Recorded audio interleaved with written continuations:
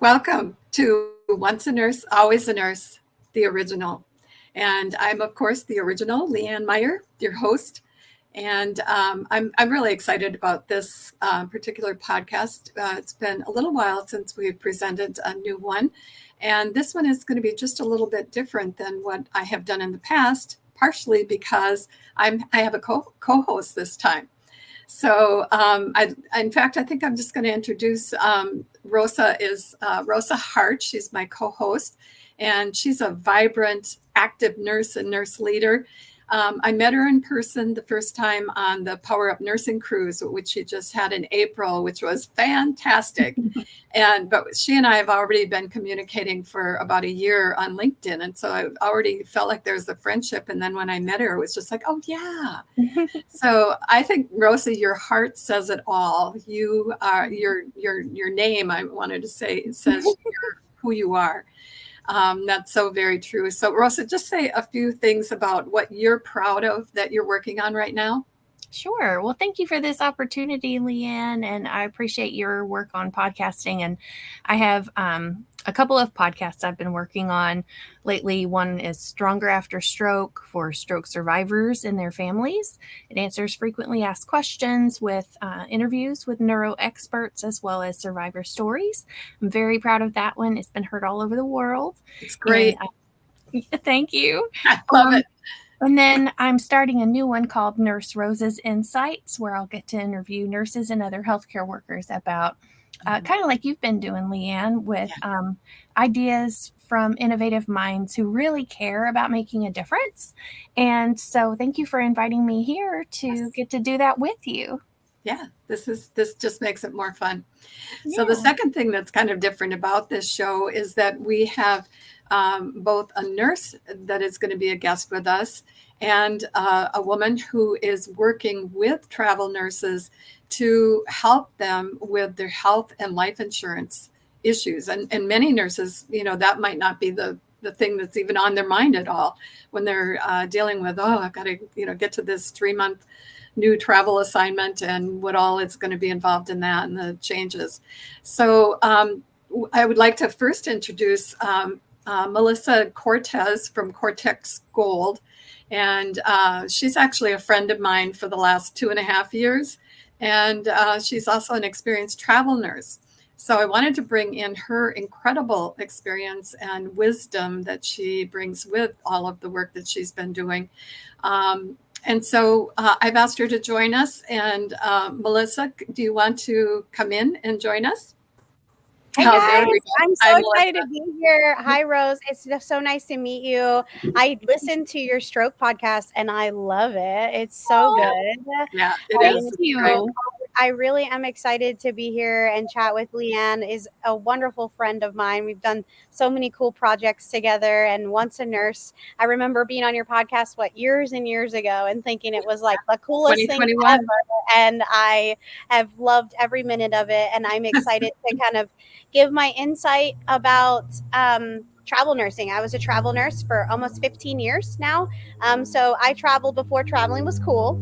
And so I've got a lot of insight, got a lot of tips, things I love. But I think, financial literacy is something and health literacy is something that nurses just don't focus on, and a lot of times travel nurses are very busy and they're making the money up front. So they're not thinking about long-term goals. And I think it's good to have somebody that can guide you through that. So I'm excited to kind of hear what our experts have to say today in regards to that. Yeah. So Rosa, would you like to introduce our other guest?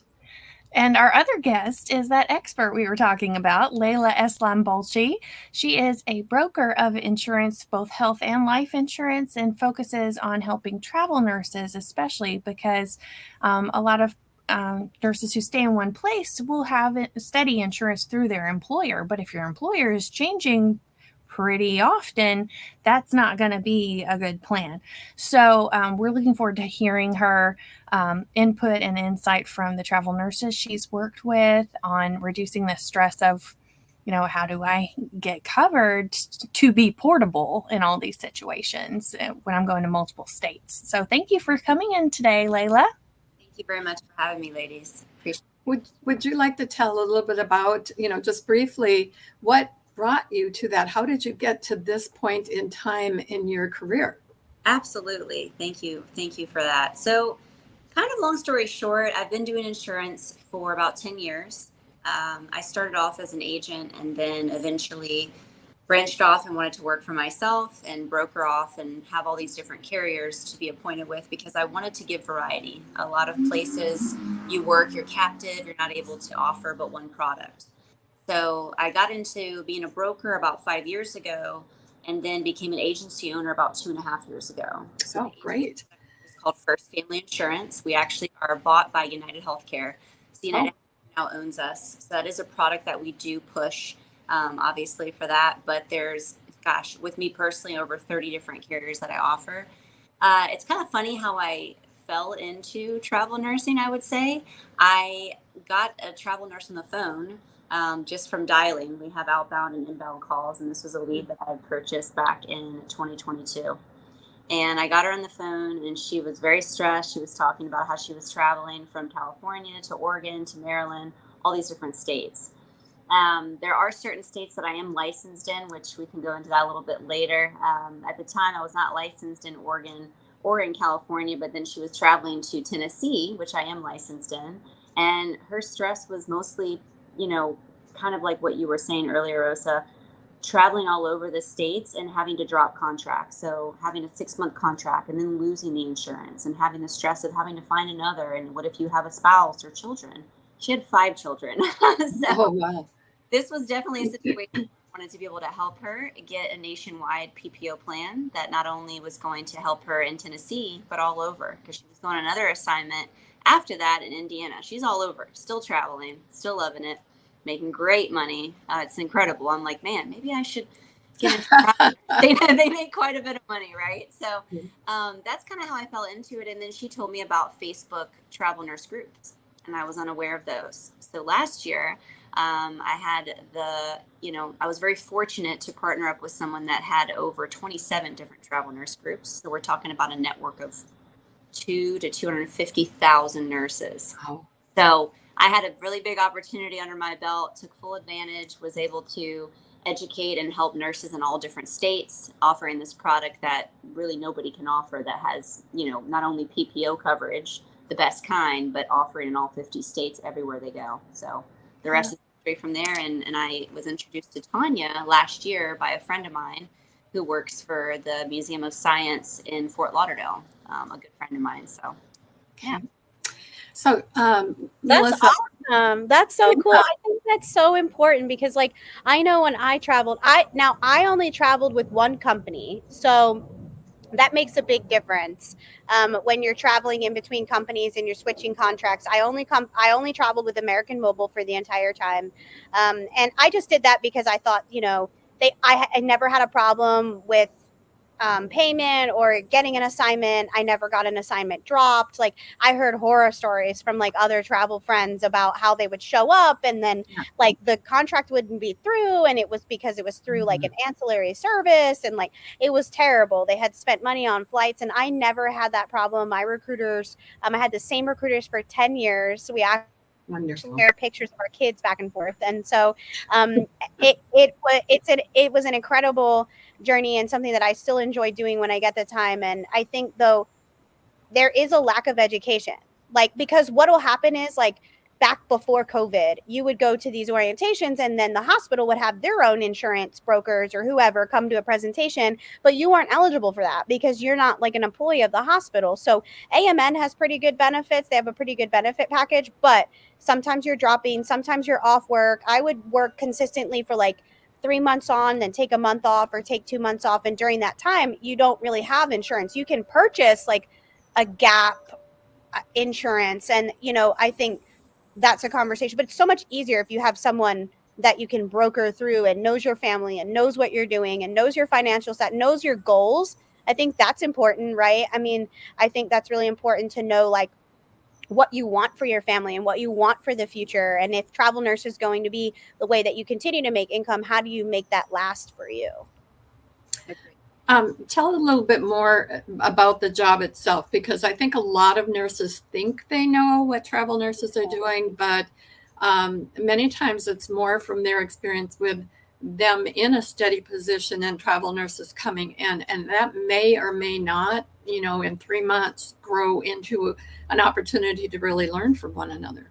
Yeah, so generally traveling, before it got really bougie, before people were making like 6K a week, right? During COVID crisis contracts, you were filling in the staff position. So you came to the assignment, you didn't get to pick your schedule.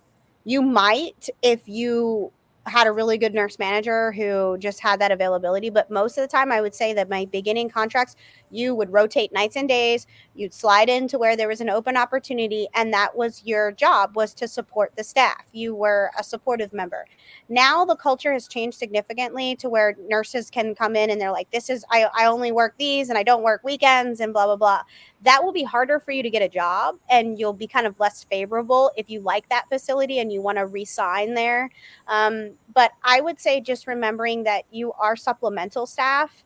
And if you want to go for that work-life balance where you make your own schedule and you can, take PTO and things like that, you can't get sick on a travel contract. Like, you get sick on a travel contract and you don't come in.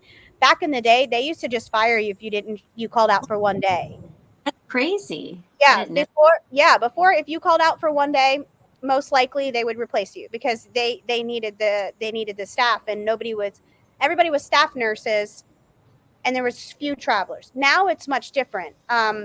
Travel companies have really advocated for their staff. A lot of organizations are finding that it's actually cheaper in the beginning when you're building your organization to hire a travel company that's experienced, and then as you bolster your staff or your workforce and you get good management in there, and a lot of that time too, that's an opportunity for a traveler who really likes a location. Or I know tons of young women and young men who are traveling to a new city, and they meet their future spouse and they end up staying in that organization or Yeah. something like that. So then you got to really look at your insurance and what you're going to do and who's going to do what. And I think that's where it's important to have a broker that's not necessarily associated with your hospital either. Someone that can give you an independent decision about what's best for you and your family. Yeah. I'm guessing, and this is just my own impression, that as a travel nurse, you're so busy doing what you're doing that it must be difficult to see kind of the overall picture. I'm wondering if some of the people that work with you maybe pick up on things that are going to be stressors to you before you do, or do you feel like you're pretty Yeah, aware of what's... I mean, I was in for the last 10 years. You think I probably did at least 3 hospitals a year for that entire time. So I think I ended up averaging a little bit over 20 facilities across the country. So it kind of ended up, you'd have a transition where you were stable for 3 months, and then that time period would come before the last few weeks of the contract where the manager is like, I want you to stay, but corporate hasn't given me the okay. And you're like, what are we doing? Am I moving the camper? Am I keeping the camper here? Like, so it is good to have a strategy and to have someone who's experienced to help you, because that is a weight that's taken off if you're trying to provide for your family. A lot of travel nurses are now breadwinners for their family. I know tons of people that travel in RVs, their spouse stays at home and they go to work, or their spouse works from home, so or has their own business. So having a really good insurance broker and somebody that understands can take a tremendous amount of stress off of you when you're trying to negotiate for new contracts or you're in between contracts. Do you have questions for Leila Yeah, about I kind would of love what to, she's offering? I would love to know a little bit about what your process, like if I'm a nurse and I want to speak to someone like you, or I want to come to you, like what are the things that I should have ready and together so that we can have the best kind of conversation about where we need to go, so I can make the most use out of my time. Because like if I'm on night shift or something, a lot of times it's difficult to meet and figure things out. So I want to make the most of my time that I'm meeting. Absolutely. That's a great question. So actually this just happened yesterday, so I can give you a fresh one here. So I had a travel nurse contact me from North Carolina, It's amazing. I'm not part of these travel nurse Facebook groups anymore. I'm still posted on there because I was with them for over a year. So I guess people will go through and look up insurance and they'll see my name. So I was quite shocked to hear from her. She was from a North Carolina group, young lady, only 26 years old, and she was traveling on assignment. I think she was going to Illinois. And she called me, and the only information, kind of just to make it real quick, I like to make it short and sweet because I was driving at the time. Typically, if I'm in the office, I'll run a quote, do stuff like that because I like to kill two birds with one stone and get as much information as I can to the nurse. But first thing is date of birth. I always want to know their date of birth, zip code. Typically, the zip code is going to be the mailing or mailing address of where they're located. So if you're traveling, you're in Texas, for example, you give me your Texas address, even if you're traveling out of state somewhere else. And then as far as private insurance, and this is how I'll delve into the difference. So private insurance is underwritten primarily. Now there are new plans that are out. I've actually shared this with Tanya. This is a huge thing that I'll share now on this podcast. There's a new plan that's coming out. So obviously with the election and everything going on in the new year, in September, they're going to be doing away with a lot of private plans. So we do want to have another type of option for nurses that are still going to give the nationwide PPO where you can travel. So it's called America's Choice. America's Choice offers a plethora of different carriers. Blue Cross Blue Shields, private healthcare system, which is called So you can pick who you want to have coverage under with this plan and then kind of travel around no matter where you go, but it's still considered a private plan. It's not under some big umbrella of collection. Correct. Based on zip code. Now, if Yep. you're in another state, some of these plans may not be available. Like, for example, I found out I'm not licensed in these states for this reason. Connecticut, New Hampshire, just to name a few. New York, they have their own exchange. You can't do any type of private health insurance unless you're a broker physically in that state. I'm located in Florida, to be exact, so I don't live in those states, therefore I can't quote them. But the funny thing is, let's say that you're traveling to New York. Because you're in Texas, I can quote you and you can still have coverage in New York. It's so silly. Okay. I don't understand how it Okay. works. Or you could go to California, Delaware, any state. There's no, exemption there. It's just the quoting. The quoting itself by that zip. So I would just date of birth, your zip code, and if you have any pre-existing conditions, because these plans are underwritten. Doesn't mean that you can't have certain conditions, but to name a few, diabetes would be a knockout. So I'd have to look into a marketplace plan if that were to be the case.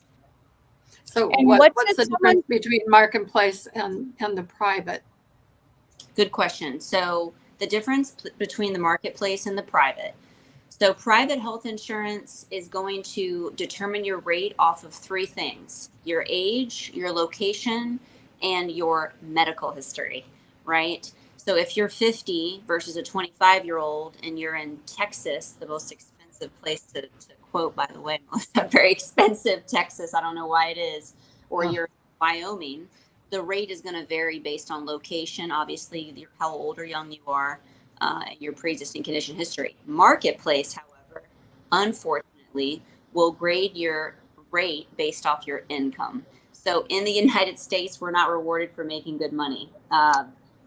We're just not. So if you make above a certain threshold, depending on your single or family, you're going to be paying a lot of money for a marketplace because it does cover pre-existing conditions. There are no underwriting exemptions. It covers mental health, maternity, pre-existing drug and alcohol abuse.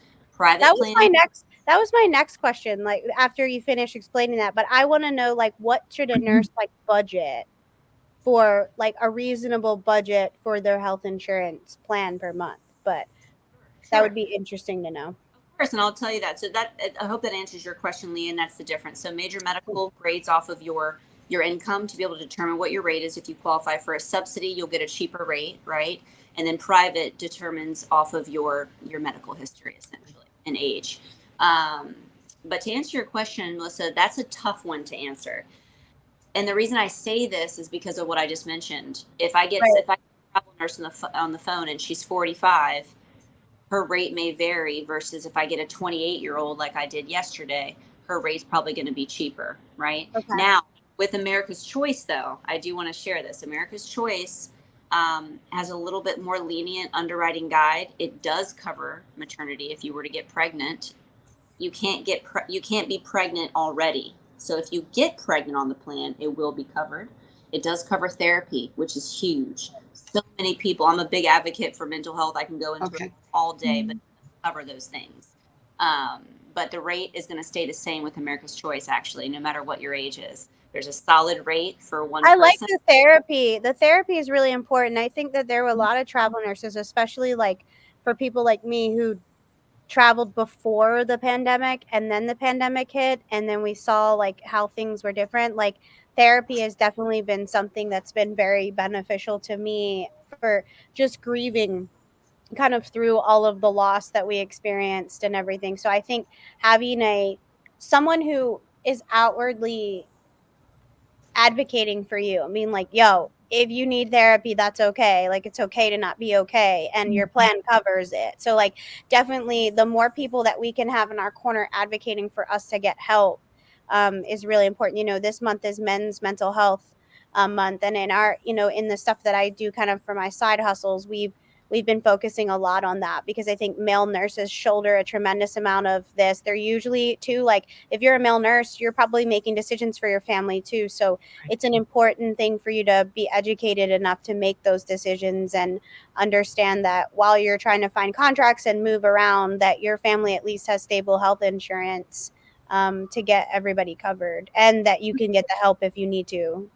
That's actually a good point, because one of the questions I have is, I've heard from other nurses who have said that when they got into a situation of needing mental health care, they found that if they were, depending on what they were covered under, they probably could not go to, you know, if they had mental health coverage previously or had used that at some previous time in their life, they couldn't go back to that person and talk with them again, because having to put out all of that information, that history about your mental health, which oftentimes goes back to childhood, having to say that all over again, plus the emotion of whatever it is you're dealing with the nursing travel stuff that has put more stuff onto it. So is it possible to, even through a virtual visit, go back to your previous person? Are you asking? I'm asking Leila. Are you asking, Leanne? I want to make sure I answer this correctly.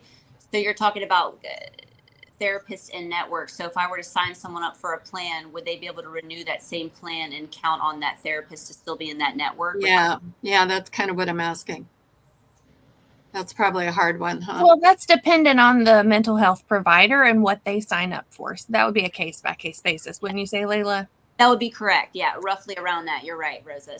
But I think the benefit of having someone like Leila, though, as opposed to, like, because she's a broker, she can help you shop. So if that doctor's office or wherever you're being seen says this is who we are in network with, Leila can help you find someone that's in network because she works independently. She doesn't have to just sell for one insurance company. Right.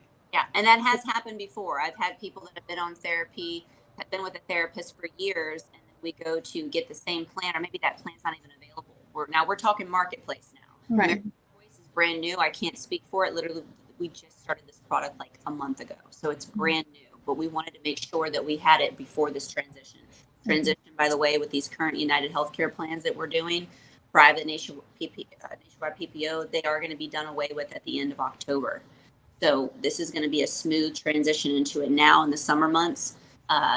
Delving into it, selling the product, seeing how it works. I even bought myself a plan because I wanted to be the guinea pig. I wanted to say, hey, let me see how this works. Because I've always had ACA myself, because I like to have therapy if I need it, when I need it, right? So yeah, it is circumstantial, kind of like what Rosa was saying. It can change, and it's nothing that we can control. A doctor can decide one day, a psychologist, hey, I don't want to take Ambetter. I don't want to take Kaiser. I don't want to take Oscar. I'm going to switch, so. Yeah. Or a lot of mental health providers don't bill insurance, like, as a rule, and it's cash pay. But there are things like BetterHelp that you can use that are nationwide and virtual.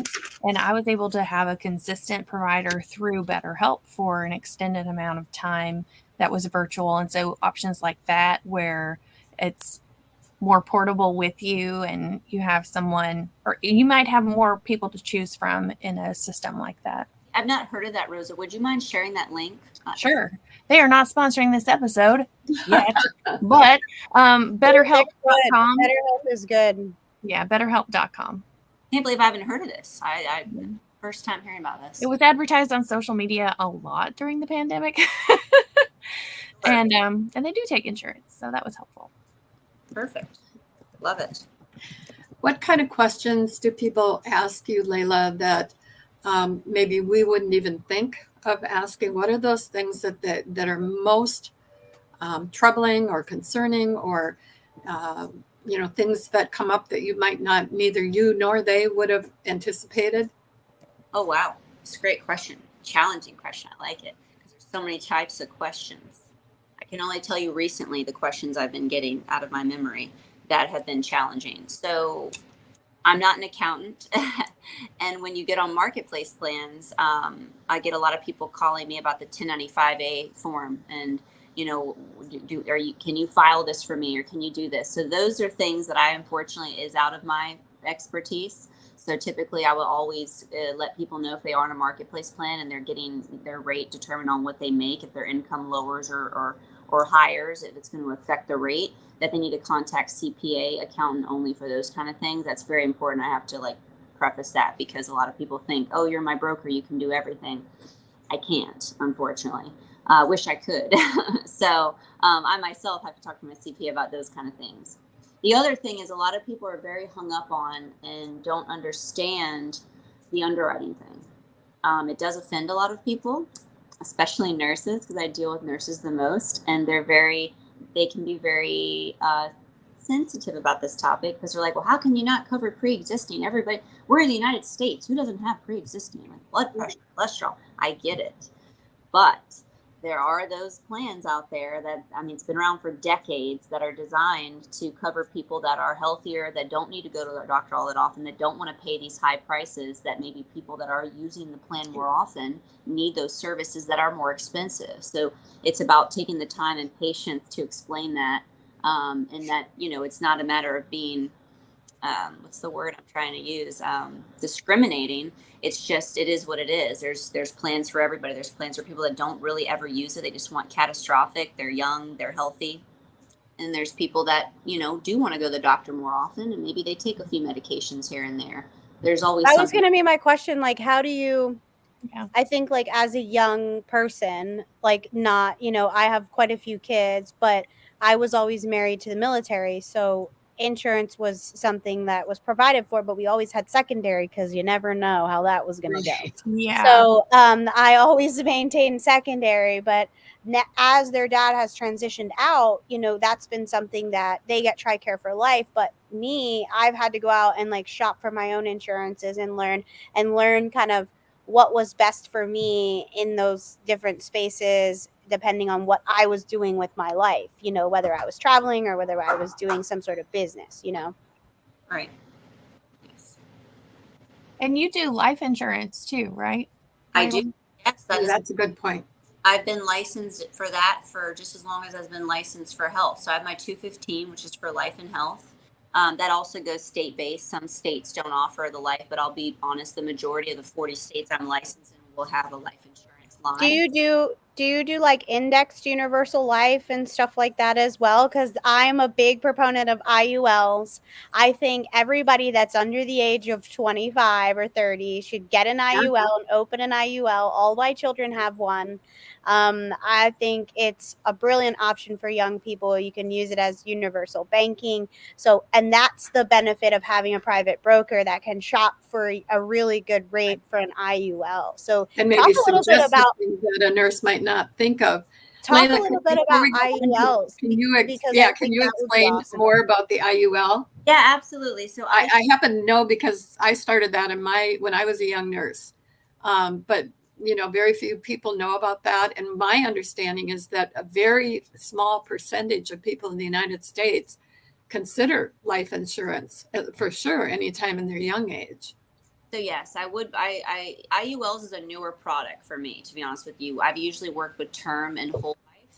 but IUL is kind of similar to some of those facets. It depends. But to be honest with you, it's a brand new product for me. My agency has been primarily focused on health insurance. But as of the last 6 months, we have been getting more contracts. For example, for me, just to name a few, I'm contracted with Mutual of Omaha, AIG, NLG, Ethos, KCL, Americo. There's just so many, Prosperity. But it's a newer product that we have to train a little bit more on. So I want to be fully transparent. I do completely agree with what Melissa was saying. IULs are very popular, especially with the young, the young community, because it builds cash value, all those kind of things. But my more familiarity has been more policies like Term 125s, CBO policy, whole life policies. Everyone is different based on what their need is. So it's all circumstantial. Maybe talk about a little bit about having like a diverse having different areas to tap into so that you're kind of well-rounded and protected, because that's not something that we're ever given in financial literacy or whole life. Like there's never a time where as a new nurse or a new professional, someone sits down and says, hey, you should plan these things for accounting, or you should plan these things for your life insurance. They just don't do that. Yes, and that's something this year that's why I'm actively training myself and my agents, because it is important, and you're right on that. We focus so much on the health, being health insurance brokers primarily, we forget about all these. Breaking up just a little bit, Leila. Oh, can you hear me okay now? Yeah, that's better now. I was kind of piggybacking off what Mel said. So she's very right. We focus so much on the health insurance aspect that we neglect some of the most important things. And to be honest with you, life insurance is way easier to sell than health. Health is way more complex. There's a lot more to it. Life insurance is pretty straight shot, depending on what your needs are. So, and I want to be able to, in this new year with this partnership with Power Up, be able to educate nurses that don't have it, or perhaps have it and have the wrong policy. So I would definitely like to exchange information with you, Mel, to learn more about the product that you did get, the type of policy, because not everybody that sells it knows what they're doing, unfortunately, and may not get you the best policy. Yeah, I would say my recommendation would be, in your free time as a nurse, while you're folding laundry, whatever, start YouTubing IULs, YouTube insurance, YouTube life insurance. Like just get a baseline information so that when you do go talk to it with a broker, you do sit down with Leila, you can have a little bit more of an educated conversation and kind of know what is being offered, and then you can develop that strong relationship with Leila so that you can figure out what's best for you, but you also come to the table a little bit educated as well.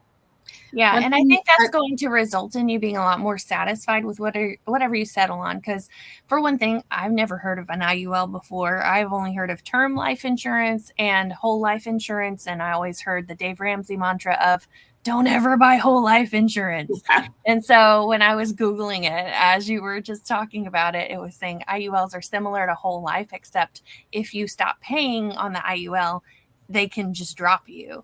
So that's really important. There are facets of it like that you may not get from every person who's trying to sell it. And you can pause them. So like if you're in between contracts and you know that you're not going to have the extra budget to keep your premium, you can pause it. Or what I do with my IUL is when I take a contract, I'll budget throughout the contract, and at the end I might drop a lump sum into the IUL or set it aside so my premiums are paid for the next 6 months without me having to work. So there's ways you can set it up to where you don't have to pause it, but if you need to pause it, a lot of them you can pause. And the benefit of them is that they fluctuate on the market, but you can set it to where you don't actually have a loss. So it's indexed. So you basically don't lose money on it, but you can't get, if the market went to like 30%, you wouldn't get that full percentage, right? So that's what the diversification and understanding your different portfolios is important, because you want to make sure that you're not overspending here, underspending here, but you want to make sure that you're prepared. And I think that's where someone like Leila can like walk you through based on what your priorities are. Well, and these things change too, to have somebody you can go to who is up with the changes. I mean, you're busy with your family and your life and your ironing and whatever else you're doing. I have a question, Leila, because I'm impressed, Mel. Do you have any room for other side gigs? I'd love to hire She's pretty impressive. You sound so educated. I'm so impressed. I'm just listening to all. I'm like, my gosh, like YouTube, Leila, YouTube. I Yeah. swear to God, there was a lot of night shifts I sent there. Like, do I need health Mhm. insurance? Like, I'm falling asleep watching my patient right now because there's no sitters. So I got to sit here and I'm like Googling life insurance policies. So, there's time if you make it. I think there's time to educate yourself if you make it. And it's the worst when you don't have what you need and then something happens to you. Yes. And you're like, if I only would have taken the hour or two to figure this out, I wouldn't be here right now. And, Right. that's the hard part. Like, if you get injured as a nurse, what are you going to do? Like, how are you going to provide for your family? Like, how Right. are you going to provide for you, let alone your family? Like, that's a key portion that a lot of us don't think about. And, in what I do, I look at the violence rates. Joint Commission, I met with them last week and they were telling me one of the auditors did 300 homicides last week. Wow. That's insane. Are you So saying the fact that homicides of something nurses? homicides in general, any type of In- potential homicide. So it could have been workplace violence, it could have been a patient, it could have been, but 300 of them like in the month in Yeah. healthcare. So, and also second to Yeah. an underground mine, healthcare is the most dangerous place to work in the world. Yep. Especially for So- injuries, not just Yeah. death, but for injuries. And so, as you were mentioning, like, so one thing that I always was very cognizant of was long-term care insurance, because if we're lifting these patients all the time and we realize all it takes is one accident and you're paralyzed and you may need long-term care, and then would that financially ruin your family, right? And so a lot of us younger nurses might think, oh, I don't even need that. But I would always select they're like, you could have this 65% or this 75%. And I always choose the highest level because I see those patients that end up in long-term care and really need that coverage. And the workers' comp and all the processes that you have to go through to get any type of compensation when you are a victim of violence or you do have an injury like that, it's so much harder as opposed to when you go through the hospital or you go through the hospital's insurance, because they're trying to maintain quality and they're doing a lot of stuff over there. So I think it's important too for nursing leadership. If you want to invest in your staff and you want to retain staff, give them an opportunity to meet with someone like Leila, bring them in for lunch, whatever, so that they can have some conversations that are beneficial and you give them life skills, because nurses remember that. That's what they remember. They remember the hospital that invested in their professional career and their family. And they invite their friends to come too, because that's the thing that is amazing to me that the hospitals don't seem to get. Speaking of inviting your friends, I would like to say, as a resident of Kentucky, as a nurse, we were the first state in the union to decriminalize unintentional med errors for nurses and doctors. So it's a really good time to be a nurse in Kentucky. So y'all travel nurses, come on over. I love that. That's a great. I just heard that the other day, and I didn't think to send it to you, but I figured Kim Evans, who is a nurse in Louisville, Kentucky, also, and just amazing. So I had a question, Leila. What was it? Keep going. You're doing good. Is there anything else that you're thinking of that you want to make sure that our nurses are hearing? We've got maybe 3 or 4 minutes, and then we're if you could give a nurse at travel nurse one piece of advice, what would be the top piece of advice that you would give a travel nurse like me? You're talking about me when it comes to insurance? Or what's the first step? What's the first step that you think that I should take other than calling you? Educating yourself about the differences between getting contract insurance and having private insurance, the benefits between both, the rates, what they tend to be. You could even, Google provide you everything, but you can see the difference in rates, benefits, all those kinds of things. That would be what I'd say, is educate yourself, which you have no problem doing.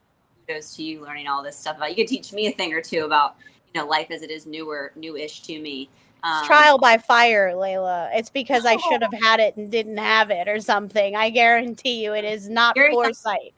Never too late. Never too late. But Melissa has an incredible curiosity about just about everything. And so when she does something, she really goes into it and looks into it. And I wish that I had that aspect. No, I was you don't, fortunate. Leanne. No, you don't. It is I was not fun fortunate. sometimes. I was really fortunate to have somebody that encouraged me to, do a 401k or a 403b or, some of those things. And the universal life that I had maybe is different from what you're doing, but that allowed me to borrow from the universal life policy. Yep. There was like a At a super low money interest portion, rate. and then there was a death benefit portion. Yep. And the money portion, I bought, I don't know how many cars, at least 3 houses. It helped me to be able to do that. You can loan So- against yourself. It's basically Right. universal banking. So your And then interest you can rate pay is it low. back. Leanne, I remember you telling me, didn't you say your father did life insurance? Yes, my dad was a watchmaker, but he became disabled actually in when he was in service. And so looking down at that watch like that, it ended up making problems with his neck. So he ended up going into life insurance. And that he talked about how difficult that was because people just, they're young, they're busy. They could not understand what life insurance, why would I want life insurance? And why would I get life insurance on my spouse? I'm the breadwinner. Why would I get life insurance on the spouse? So, well, we've seen the those ID kinds of channel. things. No, I'm kidding. Pardon me? We've all watched the ID channel at late night with our patients. Like, so I think everybody knows why you get life insurance on your spouse. I'm joking. It was a joke. I didn't watch the ID channel. What is it? I didn't The either. ID investigation.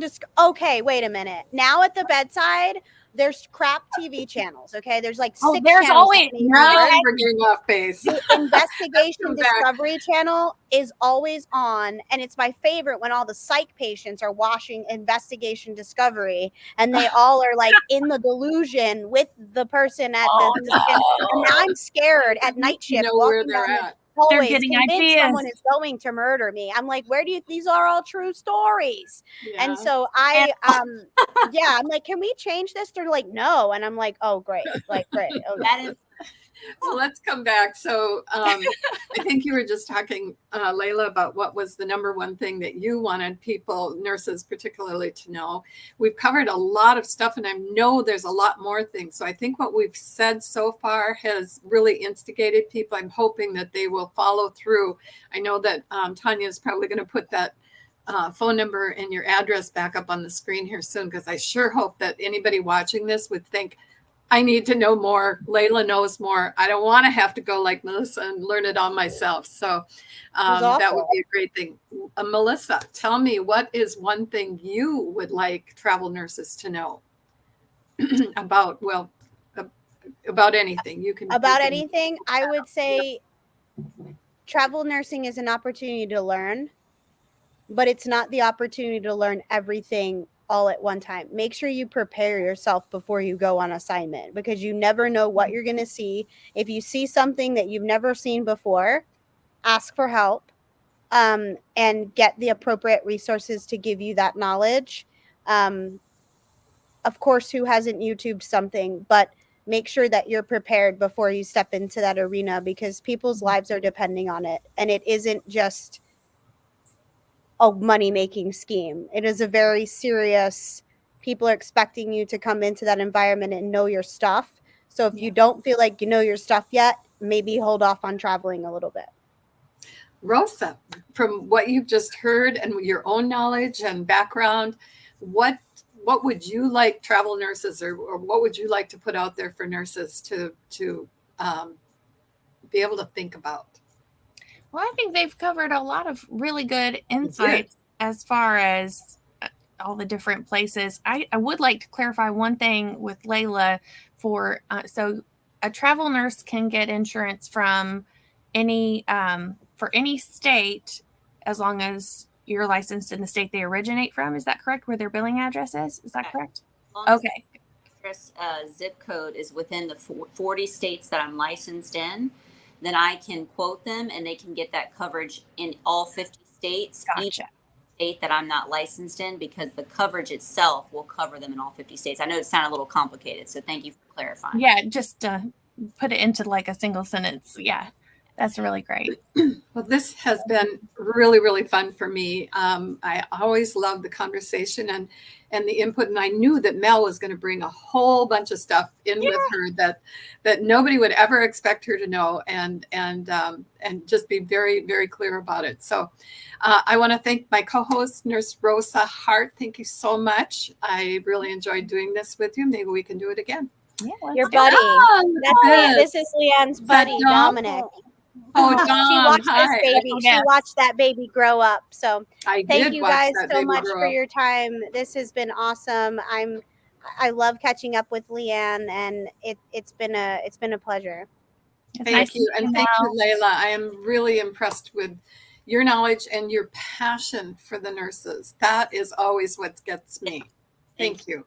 And Mel, be in touch with me. You have my number now. We'd love to talk to you more. I will. Yes. We need more people advocating for us in these sectors. So thank you so much.